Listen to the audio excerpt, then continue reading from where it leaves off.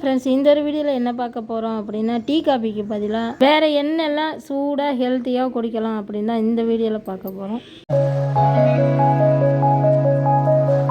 இந்த மாதிரி ஒரு பாத்திரத்தில் 3 ஸ்பூன் கோதுமை மாவு, தேவையான அளவு ஒயிட் சுகரு, கொஞ்சோண்டு ஒரு பிஞ்ச் அளவு கல் உப்பு,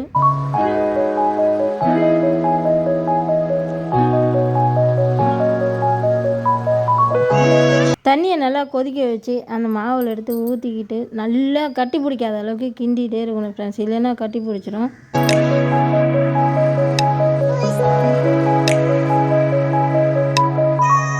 இதோட டேஸ்ட் எப்படி இருக்குன்னு பார்த்தீங்கன்னா, ஐஸ்கிரீமை சூடு பண்ணி கரைச்சி குடித்தா எப்படி இருக்குமோ அந்த மாதிரி இருக்கும்.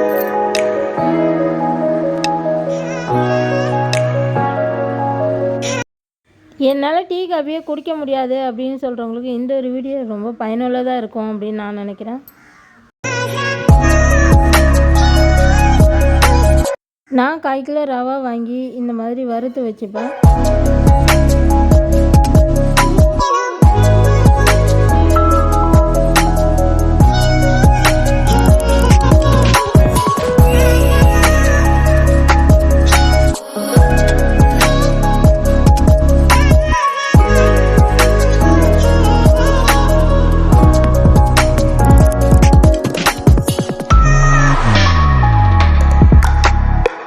எங்கள் வீட்டில் எல்லாருமே இந்த ரவா கஞ்சியை விரும்பி குடிப்பாங்க ஃப்ரெண்ட்ஸ், அதுக்கு தான் நான் கொஞ்சம் 5 டம்ளர் வர மாதிரி எடுத்துக்கிட்டேன்.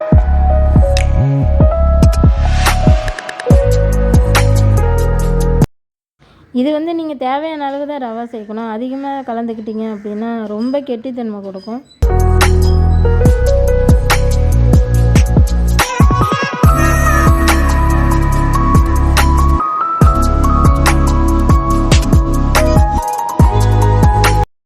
ரவா நல்லா வெந்து வர்ற அளவுக்கு கிண்டி விட்டு நீங்கள் வேக வச்சுட்டே இருங்க ஃப்ரெண்ட்ஸ். வேக வச்சுட்டு இதுக்கு தேவையான அளவு உப்பு, தேவையான அளவு உங்களுக்கு நாட்டு சர்க்கரை வேணால் நாட்டு சர்க்கரை சேர்த்துக்கோங்க, இல்லை ஒயிட் சுகர் வேணால் ஒயிட் சுகர் சேர்த்துக்கோங்க.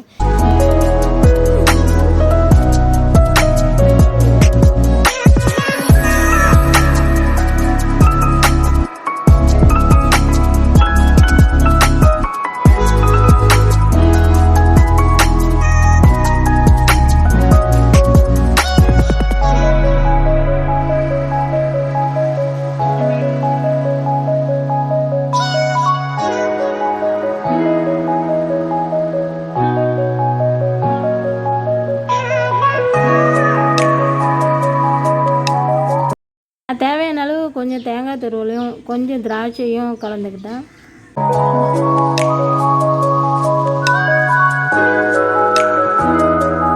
உங்களுக்கு ஏலக்காய் வேணும் அப்படின்னா இந்த ஸ்டேஜில் கலந்துக்குங்க.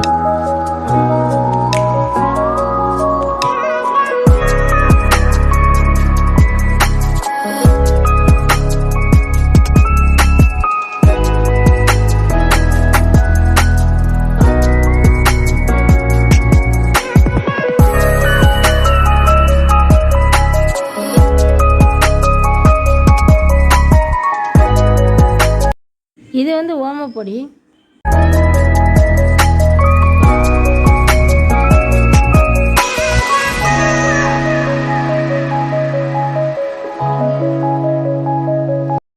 நான் வாரத்தில் ஒரு டைமாவது இதை நான் டீ மாதிரி வச்சு கொடுத்துருவேன். எதுக்காக வயிறு நல்லா க்ளீன் ஆகும். இது வாசனையே சும்மா கும்முன்னு இருக்கும். குடிக்கும்போது லைட்டாக காரம் தெரியும்.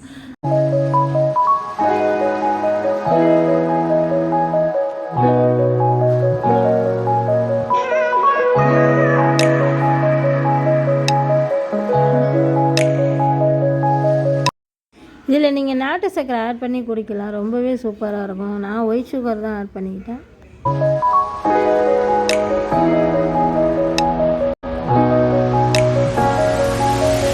உங்களுக்கு சளி பிடிச்சிட்டு தலைவலியாக இருந்துச்சுன்னா இது கூட 4 துளசி இலையை கலந்து கொதிக்க வச்சு குடிங்க ஃப்ரெண்ட்ஸ். தலைவலியையும் கேட்கும், சளியையும் கட்டுப்படுத்தும், இருமலையும் கண்ட்ரோலில் வைக்கும்.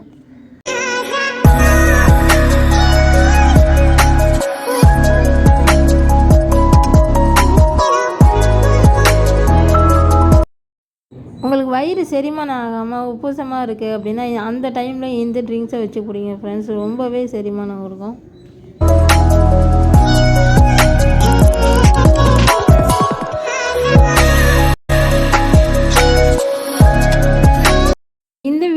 கேர்ள்ஸு பார்க்குறீங்கன்னா பீரியட்ஸ் டைமில் உங்களுக்கு வயிறு வலியாக இருந்துச்சுன்னா சீனி போடாமல் இந்த ட்ரிங்க்ஸை வச்சு குடிங்க ஃப்ரெண்ட்ஸ்.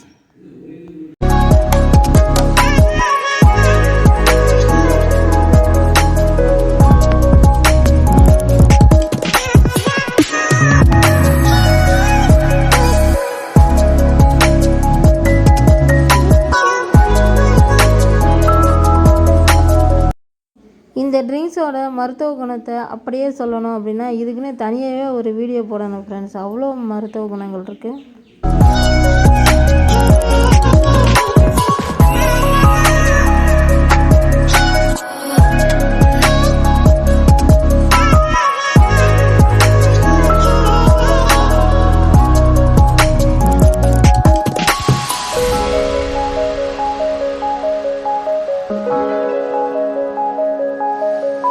இது கொத்தமல்லி தண்ணியை கொதிக்க வச்சுட்டு இந்த மாதிரி ஒரு பாத்திரத்தில் இதை அலசிட்டு அந்த சுடுதண்ணியில் போட்டு கொதிக்க வச்சால சும்மா வீடே கம்மன்னு இருக்கும் ஃப்ரெண்ட்ஸ்.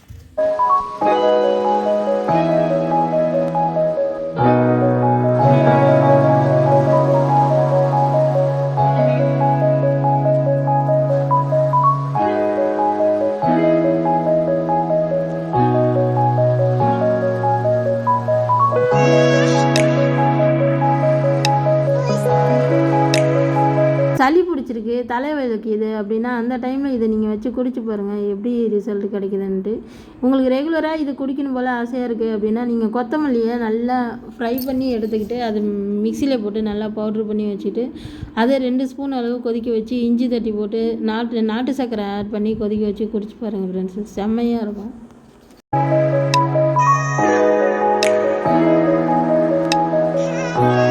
இந்த கொத்தமல்லி டீயோட மருத்துவ குணங்களை சொல்லணும் அப்படின்னா நான் இதுக்குன்னே ஒரு தனி வீடியோ பண்ணேன். அவ்வளோ மருத்துவ குணங்கள் இதுலேயும் இருக்குது ஃப்ரெண்ட்ஸ்.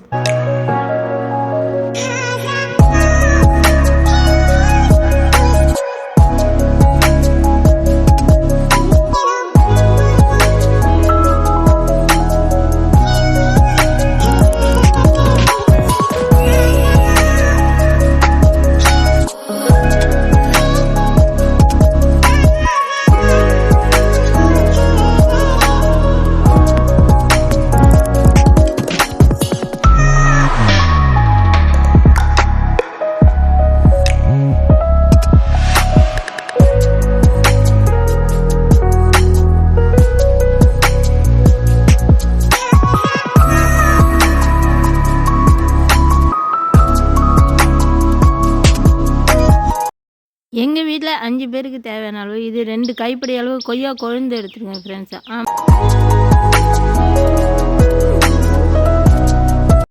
சுகர் பேஷண்ட் இருந்தாங்கன்னா இந்த டீயை வச்சு குடிக்கும்போது அதில் சுகரு நாட்டு சர்க்கரை எதுவுமே ஆட் பண்ணாமல் அப்படியே குடித்தாங்கன்னா ரொம்பவே சுகரை கண்ட்ரோலில் வைக்கும் ஃப்ரெண்ட்ஸ்.